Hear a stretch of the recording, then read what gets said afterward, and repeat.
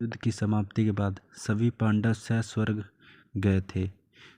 स्वर्ग अर्थात हिमालय के किसी क्षेत्र में जहाँ इंद्रादित्य का राज्य था। पांचों पांडव अपना राजपाट परीक्षित को सौंपकर जब स्वर्ग की कठिन यात्रा कर रहे थे, तब इस यात्रा में द्रौपदी भी उनके साथ गई थी। सभी चाहते थे कि हम सशरीर ये स्वर्ग पहुँचे, परंतु रास्ते में कुछ ऐसा घटा कि वह करके पांडव नीचे एक एक करके मृत्यु को प्राप्त हो गए। तो आइए जानते हैं आज के अपनी इस वीडियो में कि स्वर्ग के रास्ते में पांचों पांडव में कब कौन से किस पाप के कारण नीचे गिरा और कौन सा शरीर स्वर्ग नहीं जा पाया।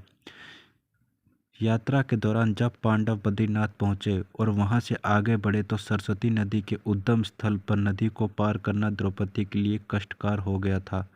ऐसे समय में भीम ने एक बड़ा सी चट्टान उठाकर नदी के बीच में डाल दिया।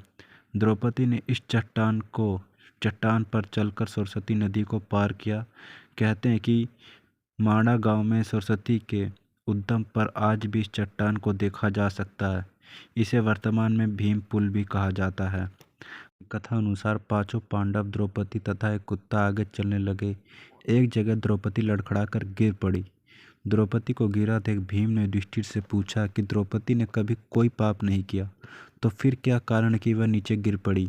युधिष्ठिर ने कहा, द्रौपदी हम सभी में अर्जुन को अधिक प्रेम करती थी, इसलिए इसके साथ ऐसा हुआ। ऐसा कहकर युधिष्ठिर द्रौपदी को बिना देखे ही आगे बढ़ गए।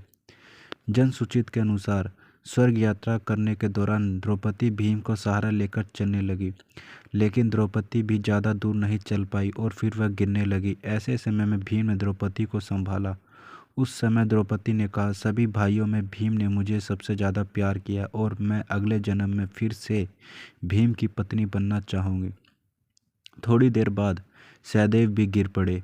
तब भीम ने पूछा, सहदेव क्यों गिरा? युधिष्ठिर ने कहा, सहदेव किसी को अपने जैसा विद्वान नहीं समझता था, इसी दोष के कारण गिरना पड़ा।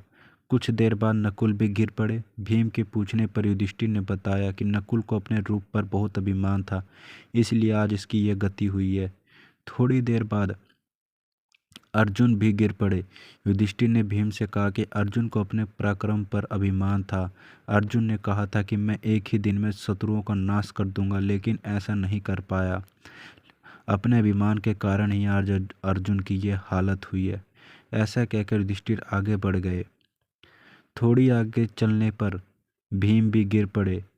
तभी भीम ने गिरते हुए वक्त युधिष्ठिर से इसका कारण पूछा, तो उन्होंने बताया कि तुम खाते बहुत थे और अपने बल का झूठा प्रदर्शन करते थे, इसलिए तुम्हें आज भूमि पर गिरना पड़ा। यह कहकर युधिष्ठिर आगे चल दे, केवल वह कुत्ता ही उनके साथ चलता रहा।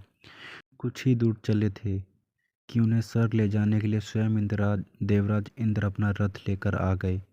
तब युधिष्ठिर ने इंद्र से कहा, मेरे भाई और द्रौपदी मार्ग में ही गिर पड़े हैं, वह भी हमारे साथ चलें, ऐसी व्यवस्था कीजिए। तब इंद्र ने कहा कि वह सभी शरीर त्याग कर पहले ही स्वर्ग पहुंच चुके हैं, लेकिन आप सहज शरीर स्वर्ग में जाएंगे। इंद्र की बात सुनकर युधिष्ठिर ने कहा कि यह कुत्ता भी मेरे साथ जाएगा, लेकिन इंद्र ने ऐसा करने से मना कर दिया। काफ़ी देर समझाने पर भी जब युधिष्ठिर बिना कुत्ते के स्वर्ग जाने के लिए नहीं माने, तो कुत्ते के रूप में यमराज अपने वास्तविक रूप में प्रकट हो गए। युधिष्ठिर को अपना धर्म में स्थित देखकर यमराज खुश हुए। इसके बाद इंद्र और युधिष्ठिर रथ में बैठाकर स्वर्ग की ओर निकल पड़े। तो गाइस, कैसे लगा आपको ये जानकर? अगर उम्मीद करता हूँ आपको वीडियो अच्छी लगी तो वीडियो को लाइक कर दें। चैनल पे नए हैं तो चैनल को सब्सक्राइब कर लें, ताकि आने वाली वीडियो नोटिफिकेशन आपको मिलती रहे। मिलते हैं गाइस नेक्स्ट वीडियोज़ में।